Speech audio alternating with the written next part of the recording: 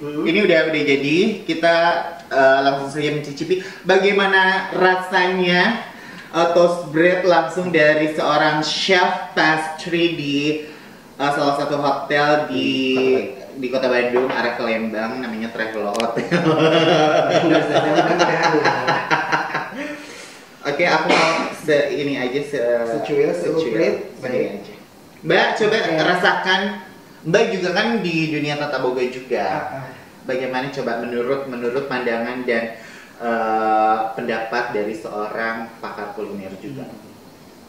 Cantik dong. Ya versinya. Mampus. Rita, makan kau Rita. Enak ya? Enak kok, cukup enak ini.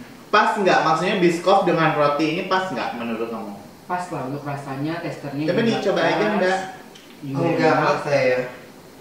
Dan ini, oh iya, terus. Untuk tingkat kematangan juga udah pas ini juga. Pas ya? Pas.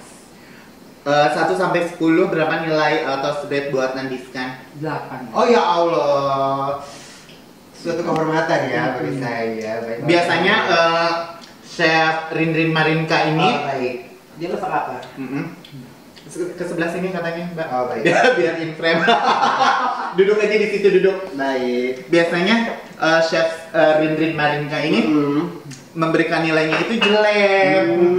Jadi suatu kehormatan kamu dikasih nilai 8. Aku in frame. Baik, gimana Mbak?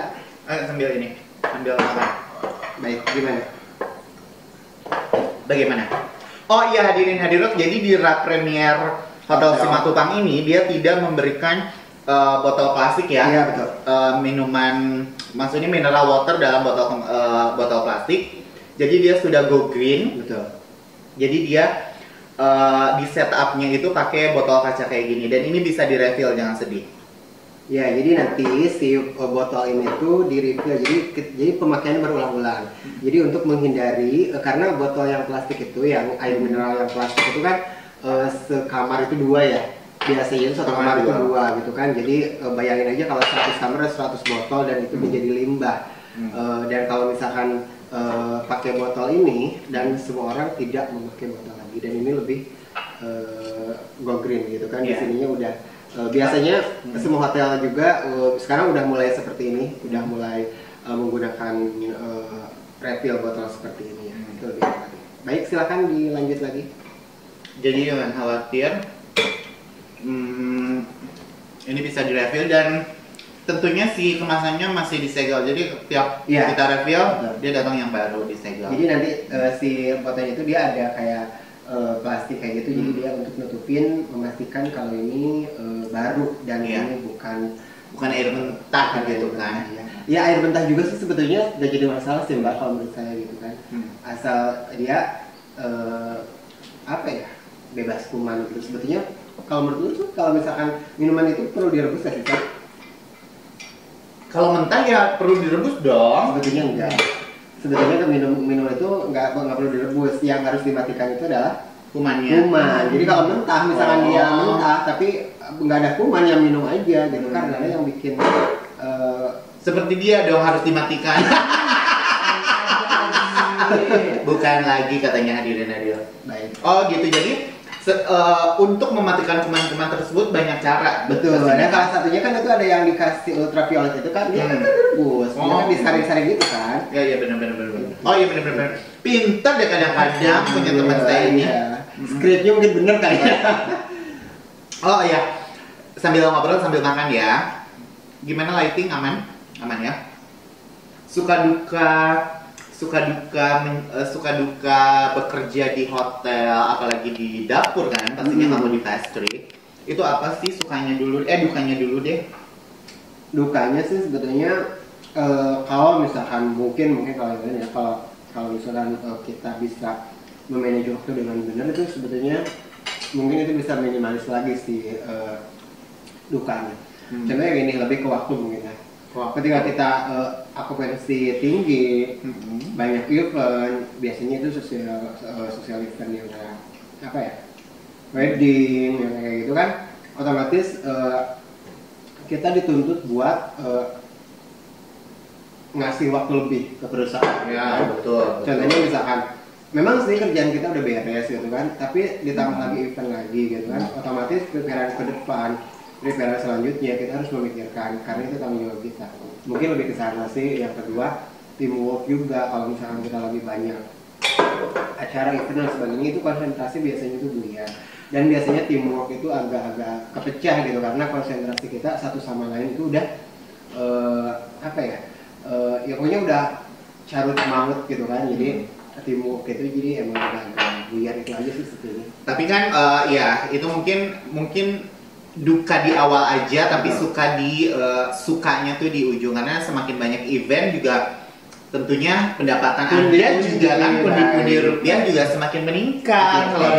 Kalau di industri hotel kan seperti itu gitu. Jadi kalau misalkan kita banyak event ya tentunya service charge ya disebutnya ya, service charge juga melambung tinggi ke angkasa, ke awang-awang.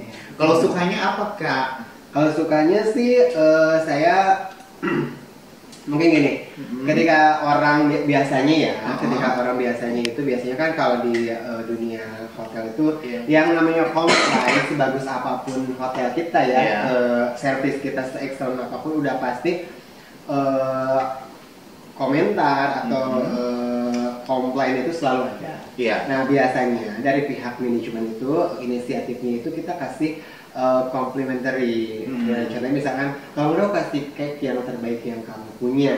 Nah ketika kita ngasih dan si tamu itu sambil ucapin terima kasih, mungkin meskipun saya nggak tahu, tapi mungkin aja karya-karya saya itu bisa membuat orang itu meredam emosi, meredam marah, ya kayak gitu, karena kita dari hati gitu. Oh ini supaya si tamunya bukan asal-asalan kasih cake aja gitu biar nggak komplain, enggak. Justru itu balik lagi ke diri kita dulu. Misalkan saya mengasih yang terbaik, biar si tamu itu nggak komplain, jadi saya harus ngasih yang terbaik gitu kan. Itu kita bukan atas nama hotel dulu, tapi atas nama kita pribadi dulu gitu kan. Kalau misalkan kita baik, yang ke bawah itu hotel tempat kita bekerja kan. Nah itu ya salah satunya gitu yang sukanya ketika kita bisa ngasih senyum ke orang lain dengan segores kreativitas kita. Terusan yang asalnya mau marah gitu kan, karena kita ngasihnya benar-benar sungguh-sungguh dengan hasil karya kita yang terbaik, hingga mereka itu merasa dihargai. Seperti itu kalau sukanya.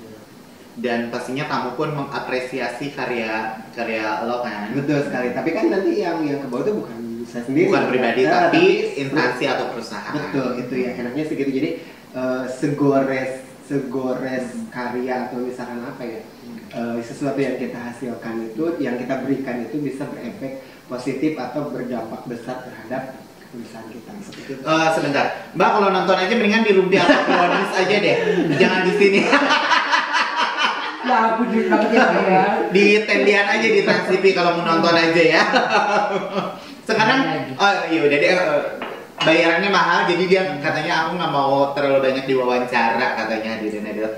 Oke, begitu. Itulah suka duka menjadi seorang hotelier sejati. Masih, tapi jangan terlalu bahasa ya. Suka duka menjadi seorang hotelier atau seseorang yang bekerja di hotel gitu. Oke, selama lo kerja di hotel ini, maksudnya kerja di hotel itu bikin lo hidup nggak sih gitu? Maksudnya dari segi materi, dari segi pengalaman. Oh ya jelas. Kalau itu ya gitu kan. Kalau masalah finance gitu kan, kalau untuk hotel biasanya emang iya. Apalagi kalau kita memang rezeki kita bagus di hotelnya yang okupansinya lumayan gitu kan. Services itu memang berpengaruh. Biasanya kalau hotelier itu kita ngandelnya di services ya saya. Mungkin services kita bisa lebih besar dibanding salary kita, basic salary kita gitu kan. Jadi kalau secara finance emangnya jelas iya gitu kan. Atau pengalaman iya gitu kan. Terusan apa ya, kayak gengsi juga gitu, kerja di mana, di hotel. Tapi kalau dulu Mbak sambil minum aja nggak apa-apa. Kalau dulu maksudnya gue ya, khususnya gue karena kan gue juga tinggal di kampung ya, jadi tiap pandangan tetangga gitu atau warga di sekitar rumah itu kayak memandang sebelah mata gitu, maksudnya. Dan yang sepengetahuan gue, orang yang di lingkungan gue itu yang kerja di hotel itu kayaknya cuman gue gitu. Beb, jangan gitu Beb, megangnya si ini. Nah, takutnya nutupin mikrofon di bawah. Oke, nggak apa-apa. Jadi mereka itu kayak memandang sebelah mata, kerja di hotel gitu. Tapi kesini mungkin melihat kekayaan gitu. Kekayaan yang fana tentunya ya. Gitu maksudnya. Kayaknya enak juga, maksudnya kerja di hotel gitu. Mereka tuh awalnya kayak mungkin kan konotasi hotelnya itu dulu, tapi kan di hotel itu tidak hanya menjual kamar, kita kan juga menjual meeting room, menjual fasilitas-fasilitas lain gitu tentunya gitu. Dan itu kita balikin lagi gitu, maksudnya orang mau berpandangan apa nih tentang hotel gitu. Dan di zaman sekarang kita kerja di hotel ya sama aja kayak kita kerja di bank maupun kerja di pabrik atau kerja di perusahaan manapun, itu sama pastinya gitu.